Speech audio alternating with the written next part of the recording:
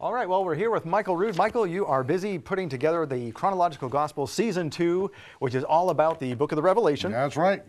Take them to Patmos Island and tell them the story. Excellent.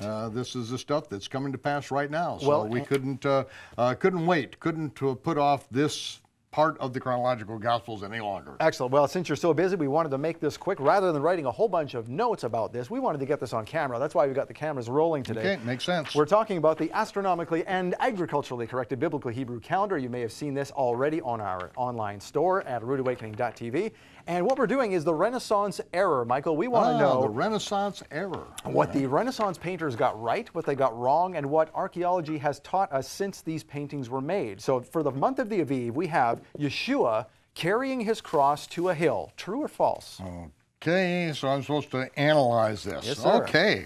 Well, first of all, we've got the old Baptist hymn here on a hill far away stood an old rugged cross. It wasn't on a hill far away. It was right down in the roadbed. This is not a bad representation of Damascus Gate, but the crucifixion places were down right below this site. This is actually the highest point of Mount Moriah, goes down into a saddle and then back up on the Temple Mount. So they got that right. We've got the area right, but it happened right down at the base here, not on a hill far away.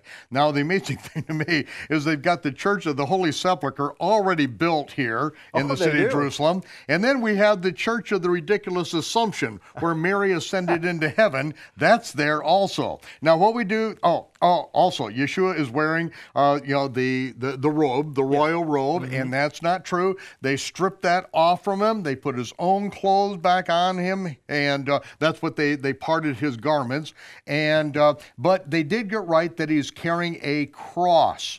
I've heard so many people saying, well, it was a tree, because cursed is he that hangs on a tree. Well, the word tree in Hebrew is literally wood, and you have to go by what the culture is. In Egypt and Persia, they impaled people on a wooden stake. That's how they hung them on a wood, not tree, but literally wood. When you get into the Roman era, they fashioned their execution stakes because they were worshipers of a Mithra, which is the Persian version of Tammuz, and so it's a Babylonian Tau, and there is no question, at that point in time, the Romans were crucifying people to their god Mithra on this cross. That's why on the Roman battle standards and on their shields, 100 years before Yeshua was born, they had the cross of Mithra on it. And so this is literally what Yeshua was crucified on. So they did get the cross correctly on that. All right, so the month of the Aviv, we have some right, some wrong. They got it half right, and we'll be back next month with the month of ER